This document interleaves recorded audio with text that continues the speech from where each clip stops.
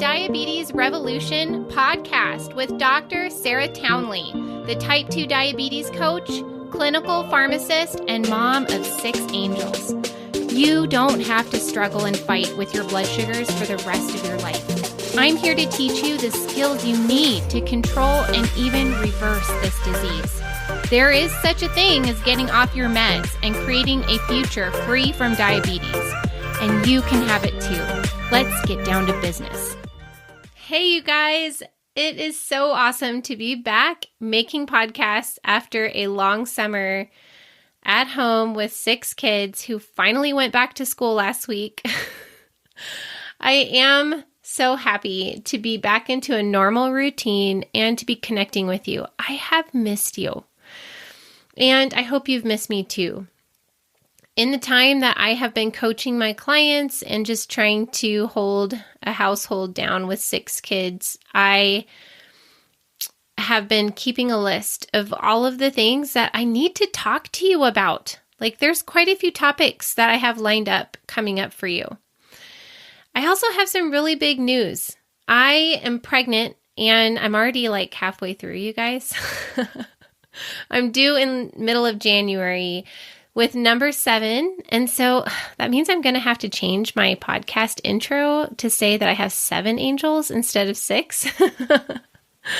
I don't know what I'm having yet, but I'm pretty sure it's a boy. But I wanted to make that happy announcement with you and just give you a big virtual hug. I have been thinking of you so often, and I still receive applications on the regular from people who come to me from this podcast wanting to work with me. And it's just such a strong, powerful reminder that this podcast is out there helping people like night and day who aren't getting support from the people that, provide their healthcare. So I do recognize that this is a really important resource, and I want to continue to nurture and grow and provide you with life-changing, empowering, and of course, inspiring information that allows you to take control and be in the driver's seat of your own body and your own health and your own future.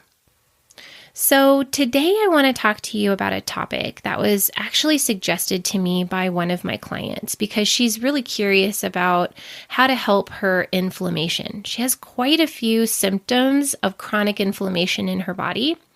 And I love this topic because it's very intimately related to insulin resistance. Insulin resistance being that defining characteristic of type 2 diabetes, right? And I really like to think about what we're doing as reversing insulin resistance rather than reversing type 2 diabetes.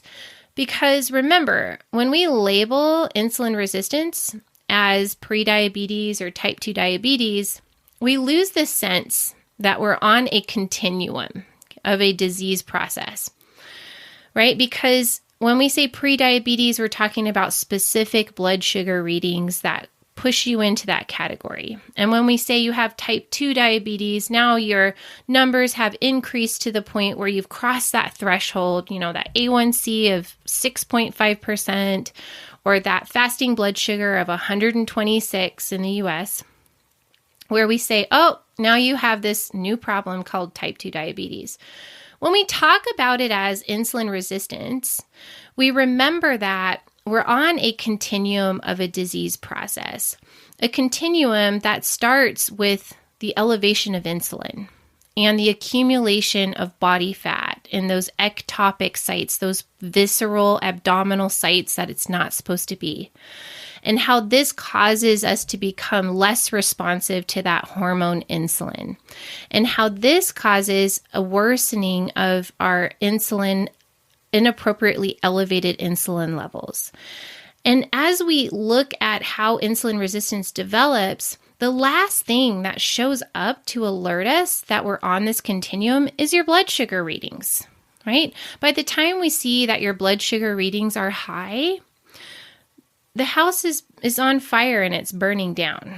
Okay, so I don't like to be so focused on just your blood sugars because then we take our eye off of the root cause, which is a lifestyle that drives hyperinsulinemia, those abnormally elevated levels of insulin, and that fat storage state that keeps us moving forward down the continuum of insulin resistance. All right, so that was a little bit of a sidetrack, but let's go back to talking about inflammation, because that's what this podcast is all about today. So we're going to first start off talking about the fact that inflammation and insulin resistance have a very close relationship, and that they have this weird feedback loop where one drives the other and then the other drives the one. So it's kind of like this circle that can drive itself. But also, I want to talk about how to know if you have chronic inflammation in your body. And I want to help you identify what might be causing your chronic inflammation. And then, of course, what would this podcast be useful for if we can at least point out the problem, but then not help you solve it? So I do want to spend the last part of this podcast today talking about how to heal your chronic inflammation. So let's start talking about inflammation and the relationship it has to insulin resistance. Okay, so first, what is inflammation? Well, most of us are familiar with an appropriate inflammatory response to things that are harming our bodies, our physical bodies, because inflammation is a process that's protective and it's meant to help us respond to some kind of harm, some kind of threat to the body. And these would be things like infections or injuries. So all of us have probably had, upper respiratory tract infection, or a sinus infection or ear infection, right? And all of us have probably had some kind of skin infection where, maybe like your hangnail got really red and irritated, or maybe you had like an injury, like a bee sting, or you sprained your ankle. Well, what all of these different injuries and infections will have in common is that initial inflammatory response. So you're going to see the area that's injured or the place that's infected get really red and swollen. You're going to see sometimes it get really hot. And of course, you're going to see pain there too, because the pain is meant to alert you to the fact that your body's trying to heal so that you can protect that area. Okay, so that response is appropriate to help you heal from some kind of injury or infection.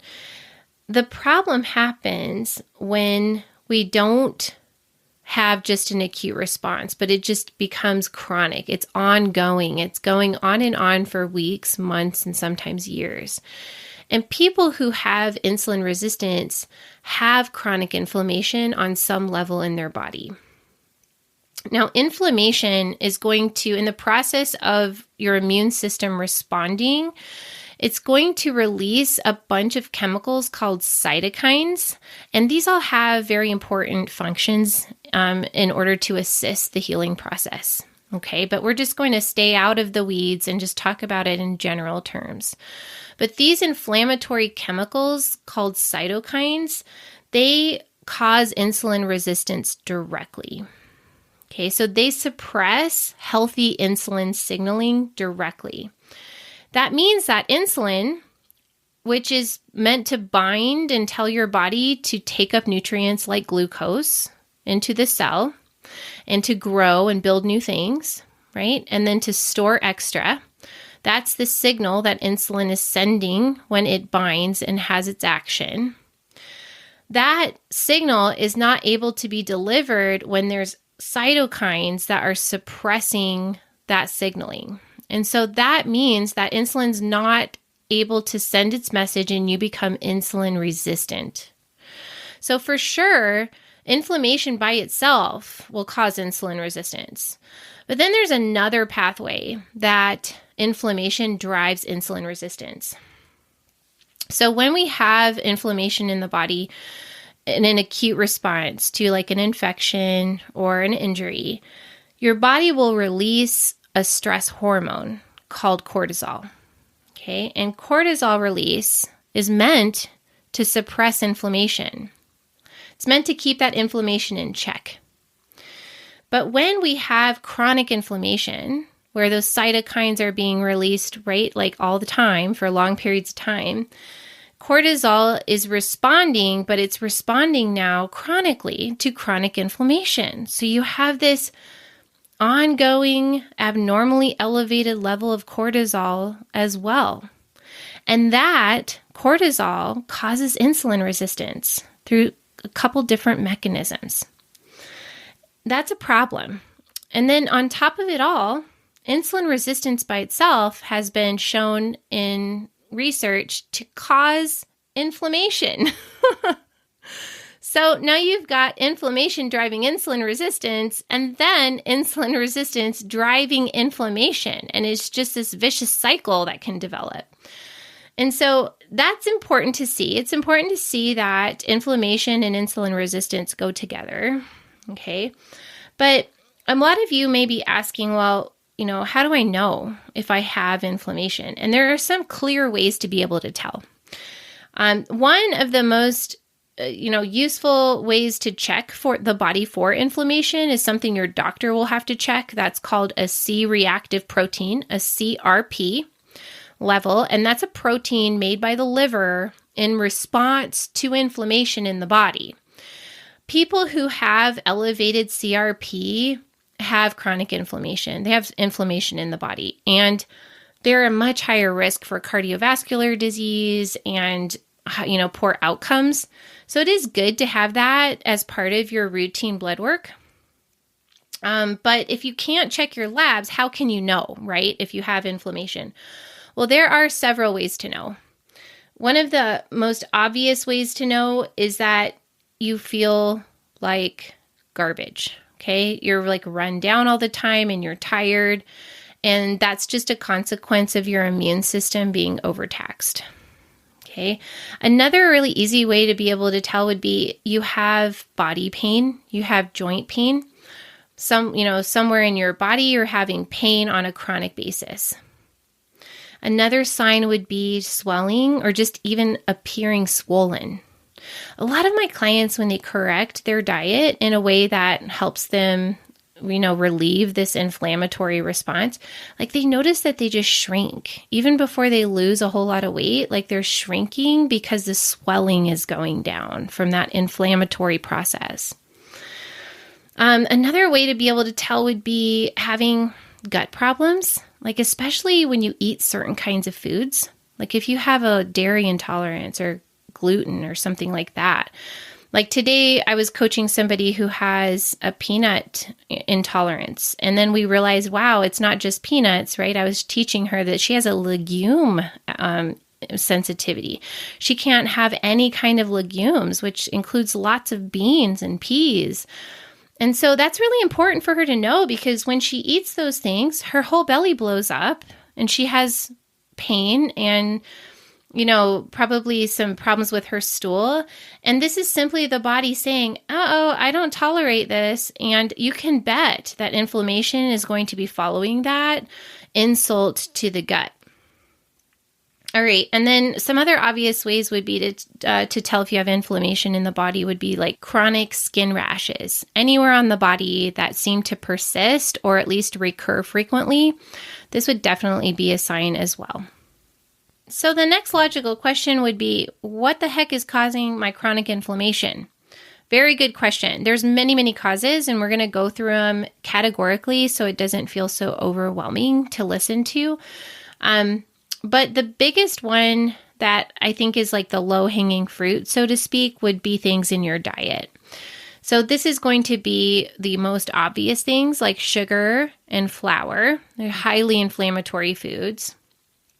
And also don't forget about those toxic oils, those trans fats or hydrogenated oils that are in our food, especially the ultra-processed packaged foods. Those are always going to contain these inflammatory oils that even end up getting stored in your fat tissue and then cause chronic inflammation that way.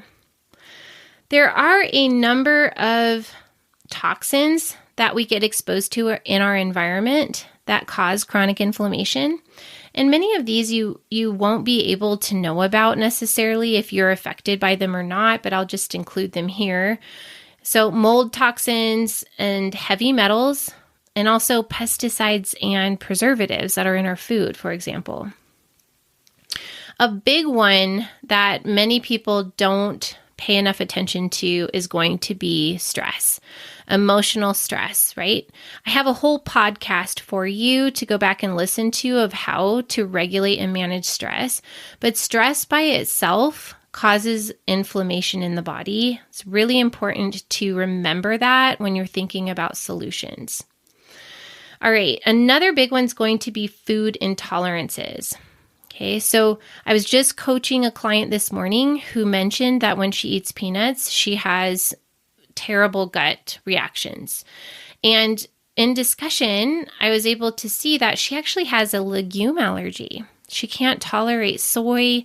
And then there's a whole bunch of other things in that category she wasn't really aware of. So that would be like many different kinds of beans, and lentils and peas. These are all in the legume family.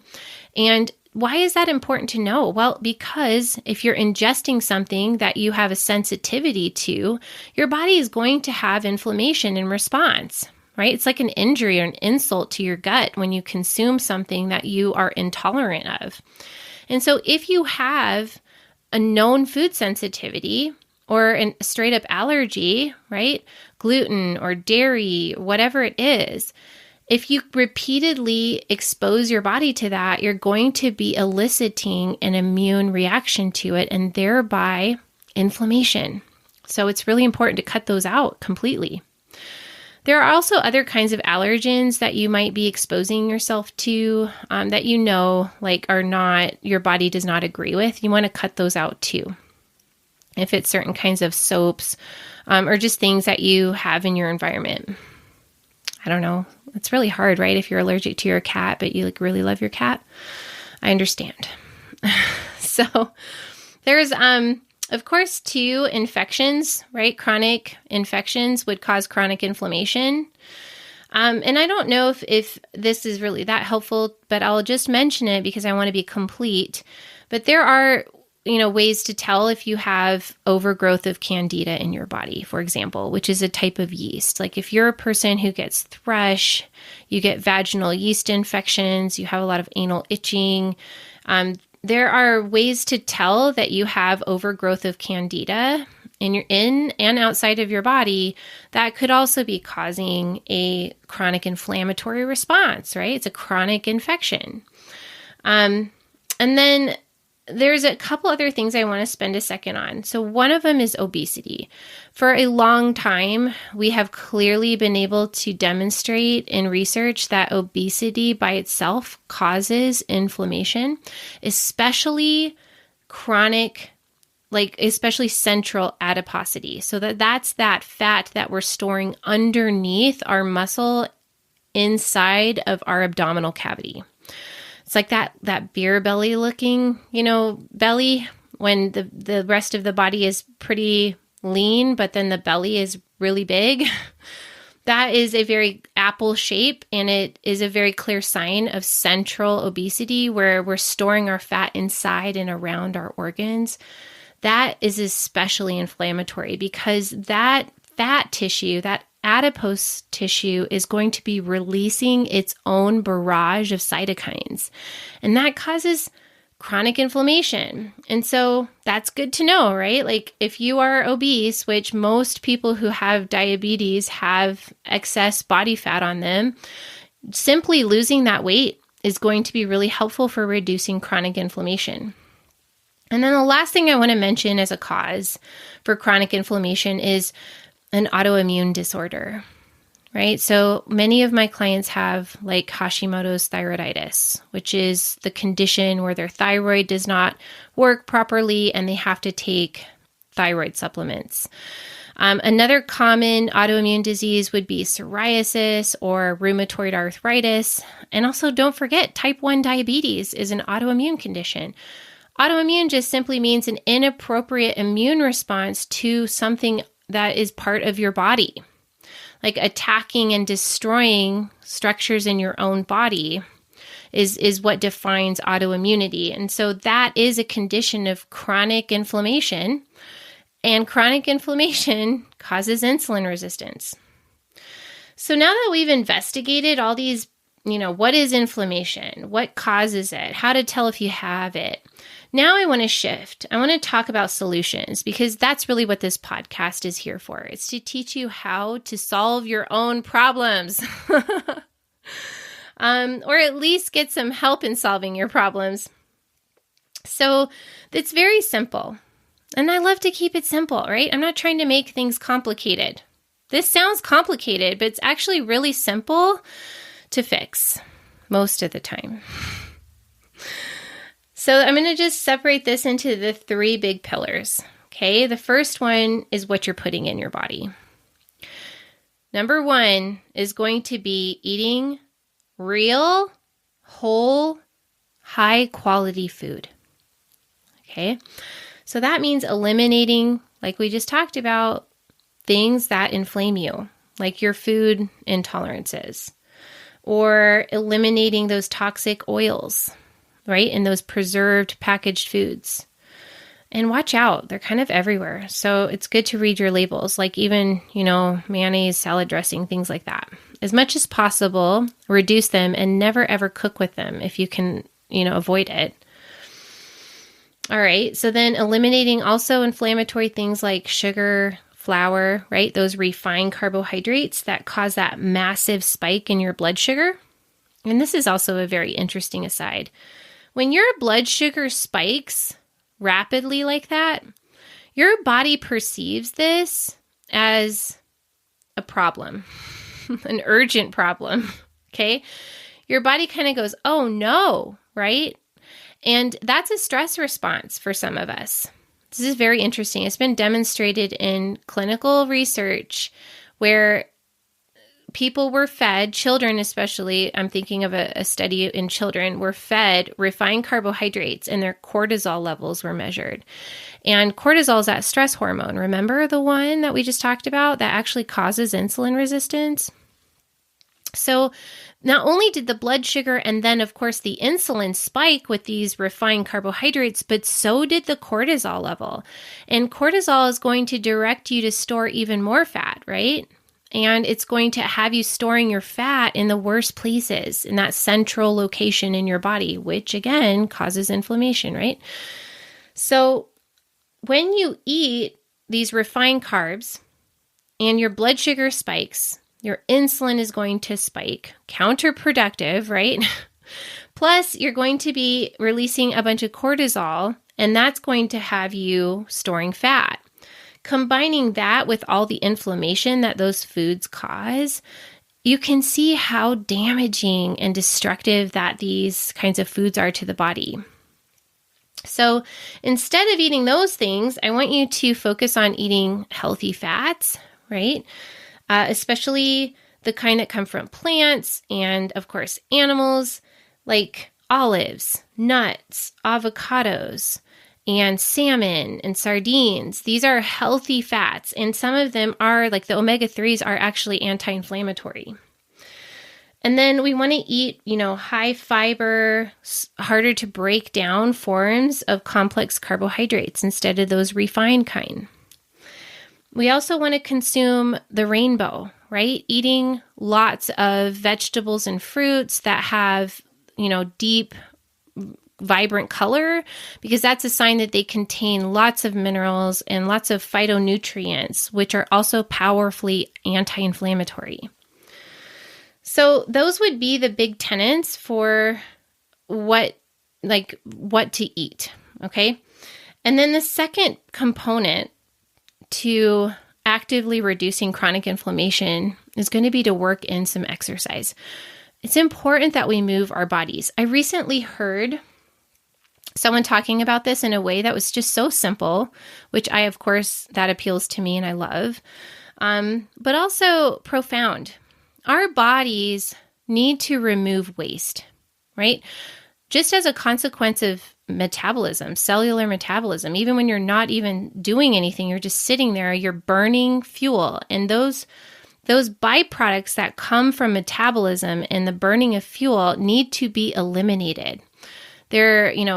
Sometimes they're oxidative stressors, free radicals, or they're just waste products. And in order to move those out effectively and clear them out of the body, we're going to need to move our bodies. And so just simply moving your body, like going for a walk even, is going to help you eliminate waste from the body. Also, there's so many other reasons why moving your body is really helpful, but it does reduce inflammation. We're going to be building muscle when we move, and we're going to be strengthening our cardiovascular system, and we're going to correct insulin resistance, right? We become more sensitive to insulin when our muscles are contracting and when we have burned up a bunch of fuel that is stored inside the muscle tissue. And all of this is really also good for the mood. It's good for processing stress, right? Stress relief alone from exercise can bring inflammation down.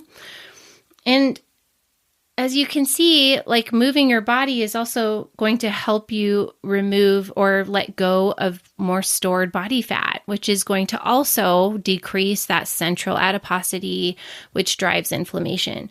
So in all these different ways, exercise is going to be a big component for helping you heal from chronic inflammation. The third component is going to be managing your stress, right? Remember that stress, like emotional stress, I'm talking about the kind of stress that day to day we can't eliminate, financial, relationship, work, all that stress that is part of all of our lives drives chronic inflammation by itself.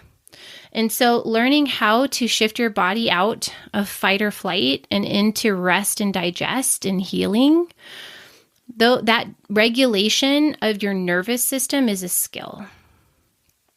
And many of us can't get rid of the stress in our lives. And I don't think you really need to. I think you just need to gain some awareness of when your body is in survival mode, when you're having a fight or flight response, and learn how to calm, relax, open up, and shift your nervous system. There's a whole podcast I've created about how to do this called Does Stress Cause High Blood Sugars? It's back from February, I believe. Okay, so eating real, whole, clean food, high quality food, moving your body through exercise, and managing your stress are all three also very important components to not just reducing chronic inflammation, but being able to liberate extra stored body fat, right? Especially that visceral inflammatory kind. And if you can reduce your body fat, you're going to be able to reduce your chronic inflammation as well. Okay, so that is all about inflammation. What is it? What causes it? Why it's a problem? And how to tell if you have it. And then also what to do about it. Now that you have these very simple and clear guidelines for how to reduce your chronic inflammation, I hope that you will begin to apply them immediately in your life. And if you're struggling with that, I understand.